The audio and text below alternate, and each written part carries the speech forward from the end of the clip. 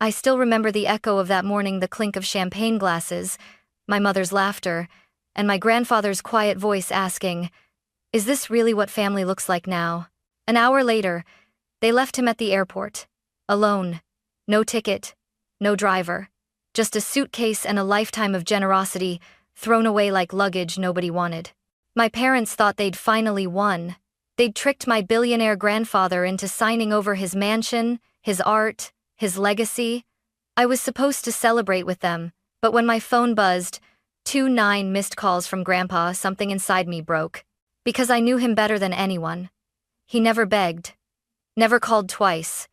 So if he called 29 times, something wasn't right.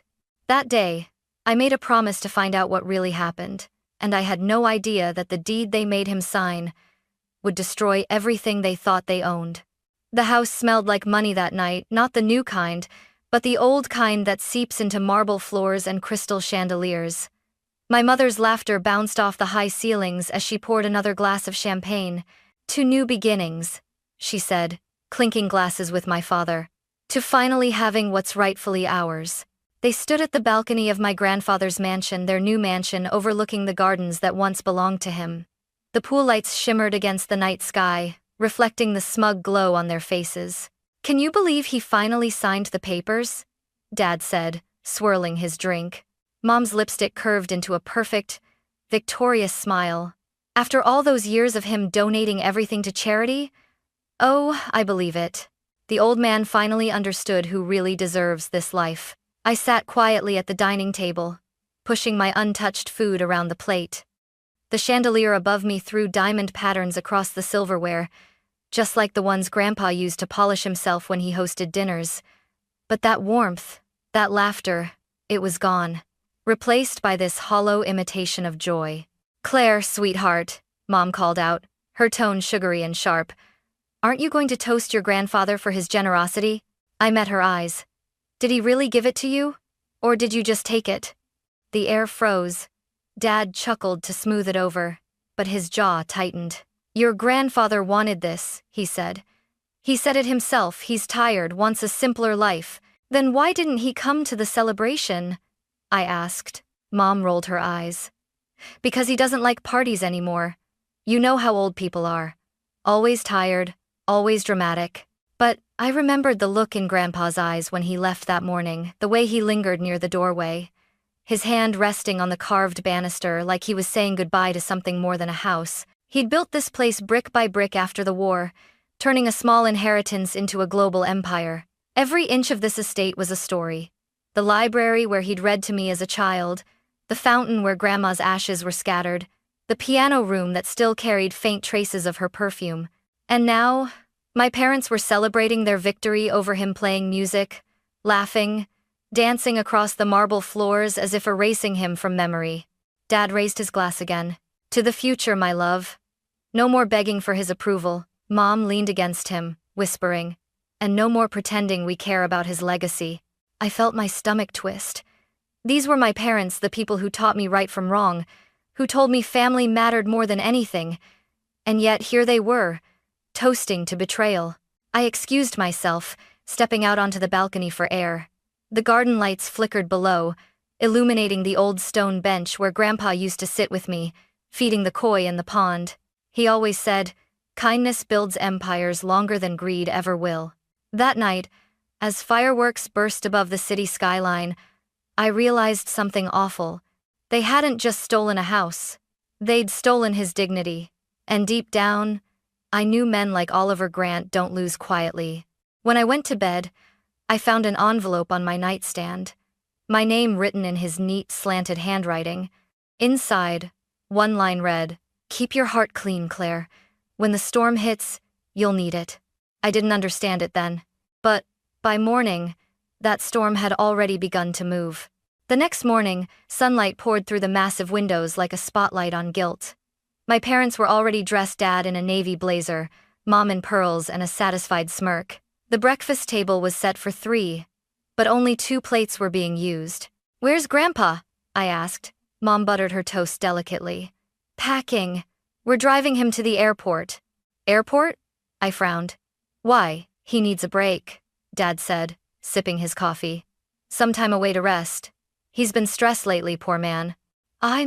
Something in his tone felt rehearsed. I looked toward the hallway. Through the half-open door, I saw Grandpa sitting in the foyer, suitcase beside him, hands clasped over his cane. His clothes were simple gray slacks, a white shirt, his favorite worn leather shoes, the same pair he'd worn for years.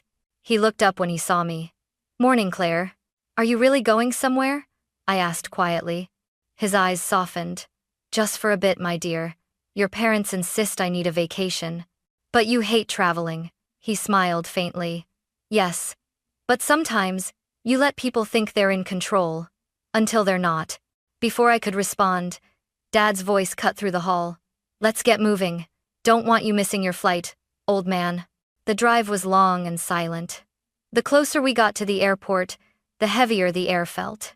Dad hummed along to the radio, pretending nothing was wrong. Mom scrolled through her phone, checking emails about decorators and contractors for their mansion.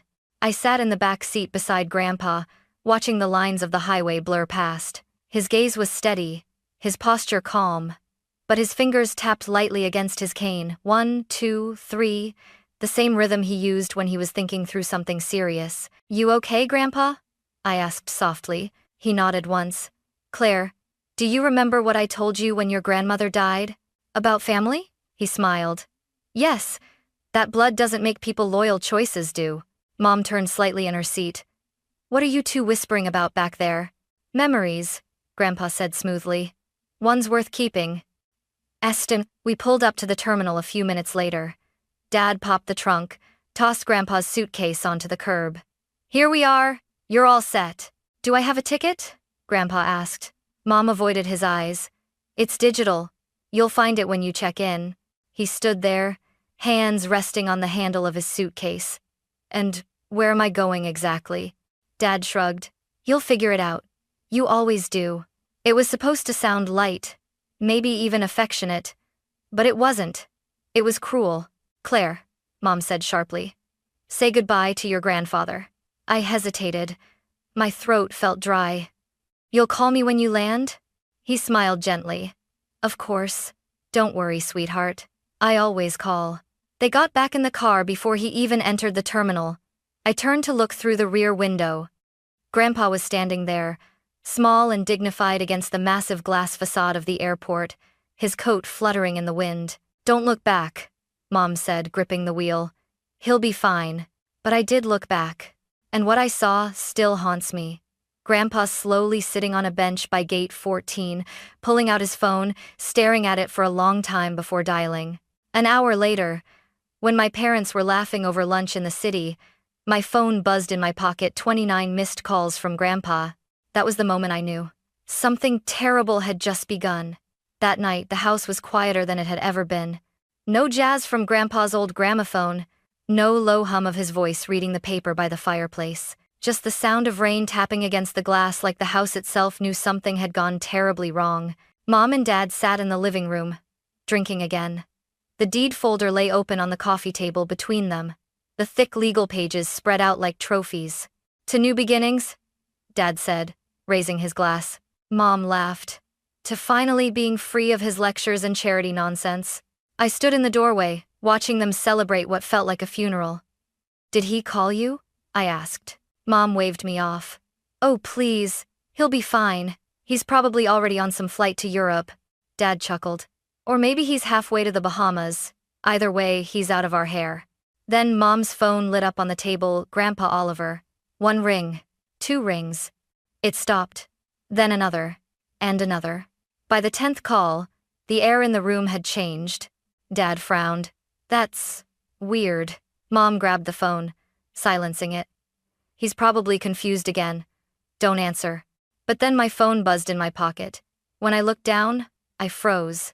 29 missed calls. All from Grandpa. "Why would he call me?" I whispered. "Why not you?" Dad looked annoyed. "Because he knows you'll pick up. You always were his favorite." Mom's lips tightened. "He's just being dramatic. Ignore it." I walked out before she could stop me. My hands were trembling as I dialed his number. No answer. Straight to voicemail. I called again. Nothing. Finally, I opened the family group chat. The last message there was from him, sent an hour after they'd left him at the airport. I hope you take care of my house the way I took care of you. Attached was a photo of a document, edges slightly crumpled. It looked like the deed, but the signature line was blurred by the reflection of his gold pen. Dad looked over my shoulder. That's just a photo. He's bluffing. Mom poured herself another drink. He's probably angry we didn't throw him a farewell party. Let him cool off. But I couldn't shake the unease crawling up my spine. Grandpa didn't bluff. He planned. He was the kind of man who could turn silence into strategy, the kind who never raised his voice, yet made people listen. I stared at that message again, the words looping in my mind like a warning. Take care of my house the way I took care of you. What does that mean? I whispered. Dad muttered. It means we own it now. That's what. But deep down, I could tell even he wasn't sure anymore. Outside, thunder rolled over the hills, shaking the window frames. The chandelier flickered just once, and for a heartbeat, I could almost hear Grandpa's voice echo through the halls. Nothing taken by greed lasts long, Claire. I tried calling again, but this time, his number was disconnected. That was when Mom's laughter stopped. Her phone buzzed a text from an unknown number. One sentence. No name. Enjoy the house while it's still yours. She dropped the phone. For the first time since the celebration, my parents looked afraid, and I knew whatever they had started at that airport, Grandpa had just started finishing. The next morning, sunlight slanted through the curtains like a spotlight on guilt. The laughter from last night was gone. The air in the mansion felt heavy, uneasy. I woke to the sound of a car engine outside, low, steady, official. When I stepped into the foyer, a sleek black SUV was parked in the driveway. A man in a dark suit stood by the fountain, holding a leather briefcase and an envelope. His shoes gleamed like mirrors. Dad appeared behind me, straightening his robe. Can I help you? The man smiled politely. Good morning, Mr. and Mrs. Grant? Mom joined him, voice bright but nervous. Yes. Is this about the title transfer? In a way, he replied, handing her the envelope. You might want to read this carefully. Dad tore it open, eyes scanning the first page. His expression shifted from smug to pale in seconds. What is this? He demanded. The man adjusted his tie. Confirmation of property reallocation, sir. Mom blinked. Reallocation? We already transferred ownership last week. Yes, the man said calmly. And your father, Mr. Oliver Grant, filed a corrective deed an hour later. Corrective what? Dad snapped. It voids all unauthorized transfers and transfers full ownership of the estate, assets, and trust holdings to the Grant Family Foundation. Effective immediately. The words hit like gunfire. Mom's champagne confidence vanished. That can't be right, she whispered. He signed the deed. I watched him. The man nodded. Yes, ma'am. He signed a deed, but not the one you think. He handed her a photocopy. I leaned closer. Grandpa's signature was there, but the header read, Declaration of Charitable Trust, Grant Estate. It wasn't a gift. It was a trap. Dad's voice rose. You're saying we don't own anything? The man didn't flinch. That's correct.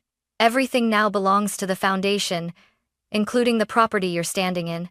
Mom's face went crimson. No. He can't do that. He can, the man said simply. And he did. Before you dropped him off at the airport, I could feel the blood drain from my face. So he knew? The man's expression softened as he looked at me. He knew everything, Miss Grant. Your grandfather isn't as forgetful as people think. Dad tried to laugh it off, voice shaking. This is ridiculous. We'll sue him. You can try, the man said, adjusting his briefcase. But he left a notarized statement with 3 witnesses, video evidence, and a legal clause preventing reversal. You might want to contact your attorney if you still have one. Mom's hands were trembling as she dropped the papers onto the floor. Why would he do this to us? The man's gaze flickered to me. He wrote one note before filing the documents, said to make sure Miss Claire received it. He handed me a folded letter, sealed with a red wax. Gee, I broke the seal. The handwriting was unmistakable. My dearest Claire, some lessons can't be taught through kindness. Your parents wanted my house, so I gave them Wall's empty ones. But I left you something else. Truth. When they realize what they've lost, come find me. I'll be waiting where honesty still matters. I looked up, heart pounding. Where is he now? The man smiled faintly. You'll find him soon enough. Then he turned and left, the black SUV gliding away down the drive, leaving silence in its wake. Dad crumpled the paper in his fist, eyes wild. He's playing games. Mom's voice cracked. We're ruined. And for the first time, I realized Grandpa hadn't been abandoned. He'd been setting the board. By afternoon, the mansion didn't feel like home anymore. It felt like a stage set for someone else's story. And my parents had just realized they were the villains. Mom paced the marble floor, clutching her phone like a lifeline. He can't just take it all back. It's ours. He signed it. Dad's voice boomed from the study. Then why is every lawyer I call refusing to take our case? Because they're scared of him, she snapped. Oliver Grant still owns half this city. I stood quietly in the doorway, the letter still in my hand. Grandpa's words echoed in my mind. I left you something else, truth. I couldn't stay silent any longer. Maybe he didn't trick you, I said softly. Maybe he protected himself. Dad turned on me, eyes burning. You think this is funny, Claire? He made fools out of us. He didn't have to, I said. You did that on your own. The room went cold. He took a step closer, lowering his voice. You don't know what that man's capable of. He's manipulative, controlling, disciplined, I cut in. Not controlling. You used him, and now you're just mad he played the game better. Mom's voice trembled. Enough, Claire. You don't understand. We earned this life. By lying? I asked. By abandoning him at the airport? The silence that followed was louder than any argument. Then my phone buzzed. A message from an unknown number. Address, Grant Industries Tower, 52nd floor. Message. I'm waiting. My heart stopped. It's him. Without another word, I grabbed my keys. Claire. Mom called after me. You're not going anywhere. But I was already out the door. Downtown, the Grant Industries building rose like a monument of glass and steel, the empire Grandpa had built from nothing. The receptionist looked up as I entered. Miss Grant, she said, smiling faintly. He's expecting you.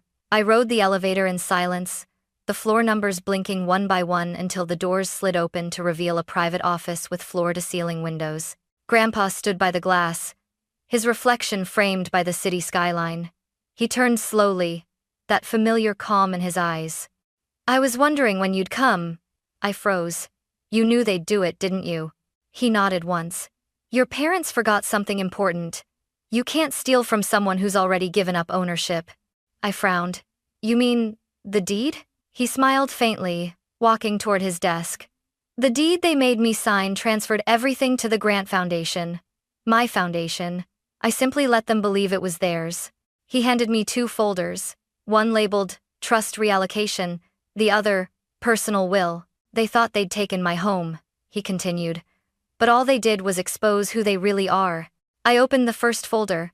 Inside were bank statements, property titles, and letters of transfer, all legally notarized. Every asset was safe, every signature verified. But why let them think they won? I asked. He looked out the window again. Because people reveal themselves when they think the battle is over. He placed a gentle hand on my shoulder. Claire, I didn't do this to destroy them. I did it to free you. Free me from what? From becoming like them. His eyes softened. You have a good heart, my dear. Don't trade it for greed. Let them learn what loss feels like so they remember what love once meant. And in that moment, I understood. Grandpa hadn't lost control. He'd been in command the entire time. When I returned home that evening, the air in the mansion was thick, not with pride anymore, but panic. The smell of champagne had been replaced by sweat and fear. My parents were tearing through drawers and boxes, searching for papers that no longer mattered. Mom's voice cracked. He can't just erase us like this. We're family. Dad slammed a drawer shut. We are the family. He's the one who lost it. I stepped into the doorway. No, I said quietly. He didn't lose anything. You did. Mom turned, eyes wild. You've been talking to him, haven't you? Yes, I said. And you should too. He's waiting for you. They froze. Waiting? Dad repeated. Where? At the mansion gates, I said. He wants to see you. For a moment, neither of them moved. Then Dad straightened his jacket. Fine. Let's end this. We drove in silence. The long driveway, once a symbol of pride, now felt like a path to judgment. The mansion loomed ahead, lights glowing through the rain. 2 security guards stood by the gates, unmoving. When we stepped out of the car, a black sedan pulled up behind us. The door opened. Grandpa stepped out slowly, leaning on his cane, dressed in his usual tweed coat, the same one Mom had mocked so many times. His presence filled the space like gravity. "Oliver," Mom began, voice trembling. "We can explain," he raised a hand. "Don't. The wind carried his words like quiet thunder. "You already explained everything when you drove away from the airport." Dad's voice rose. "You tricked us.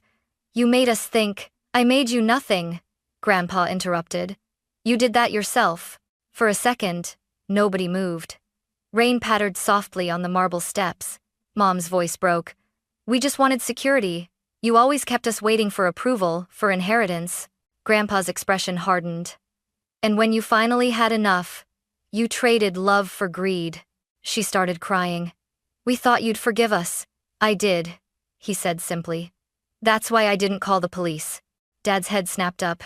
"Police? Fraud, forgery, coercion. Those are crimes, Harold." His tone stayed calm. "But I'm not here for revenge. I'm here for truth." He turned toward me. "Claire, the documents?" I handed him the folder he'd given me earlier. He opened it and read aloud, each word slow and deliberate. "By the authority of the Grant Family Foundation, all assets formerly held in the name of Oliver Grant shall remain property of the Foundation, and any individuals found guilty of exploitation or coercion shall be permanently removed from the inheritance registry." Mom gasped. "Removed?" He nodded. "You will live your lives, but not on my name, not on my work, and not on the back of my trust." Dad clenched his fists. "You can't do this." Grandpa met his glare. "I already did." The guards stepped forward, handing Dad a sealed envelope. Inside was a relocation agreement, an apartment under their names, modest but livable. "You won't be homeless," Grandpa said quietly, "just humbled." Mom sobbed into her hands. "Dad, please, we made a mistake." He looked at her for a long time. His voice softened, but his words cut deeper than anger. "You made a choice." Then he turned to me. "Claire, come home."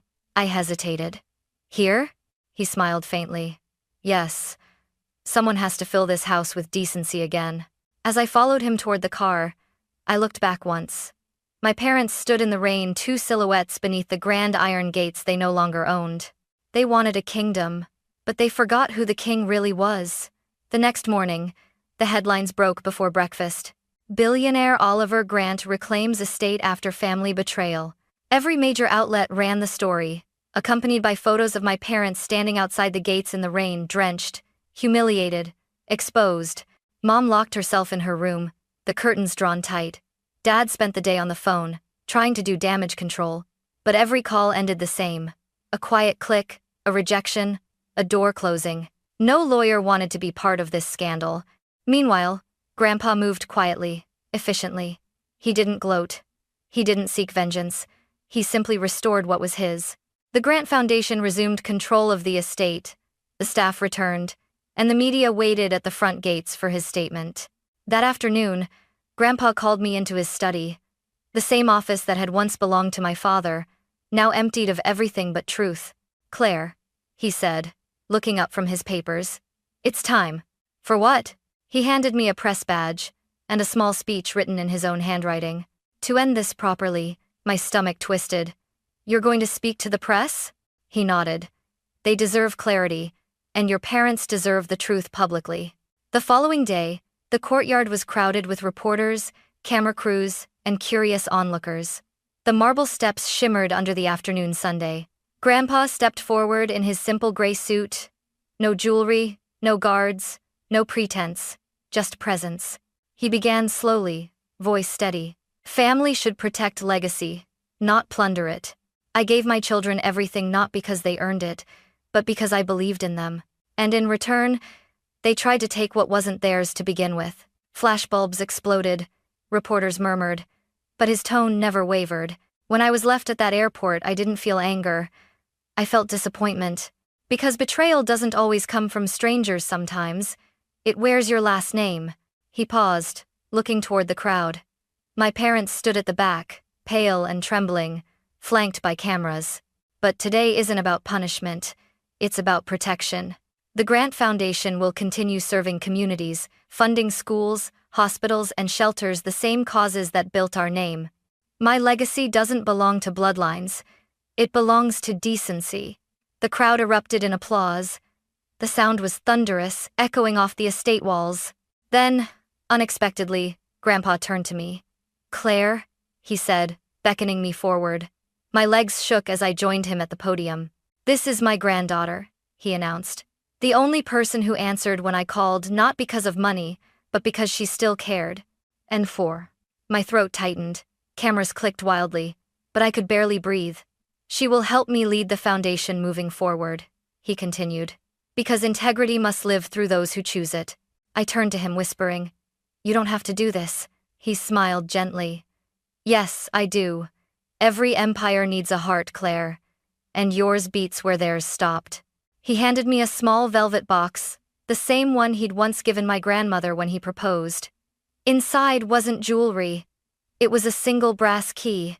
"The key to the foundation," he said softly. "And to my trust." The press gasped. My mother's hand flew to her mouth. Dad took a step forward, shouting, "You can't just erase us." Grandpa didn't even raise his voice. "You erased yourselves the day you chose greed over love." Then he turned back to the crowd. "Let this be a reminder," he said. "Wealth means nothing if you lose your soul keeping it." Applause broke out again, louder this time, resonant and righteous. Reporters swarmed to capture every frame. I looked toward my parents. Mom's mascara ran down her cheeks, her lips trembling with regret. Dad just stood there, hollow-eyed, realizing the fight was over. When Grandpa stepped away from the podium, he took my hand. "Come," he said. "It's time to go home." As we walked back inside, I felt hundreds of eyes on us, but for once, I wasn't afraid. I wasn't ashamed. Behind us, the headlines were already being written, "The Grant Legacy Restored." But what stayed with me wasn't the applause, or the cameras, or even the vindication. It was the quiet moment when Grandpa leaned toward me and whispered, "You see, Claire, they left me at the airport thinking they'd taken everything. But sometimes, losing you is the best way for people to find themselves again." And for the first time, I understood what he meant. Forgiveness didn't mean forgetting. It meant moving forward without carrying their sins with me. Weeks passed. The mansion was quieter now, not hollow like before, but peaceful. For the first time in years, the halls echoed with real laughter again. Grandpa's old gramophone played softly in the evenings, and the smell of fresh roses filled the courtyard.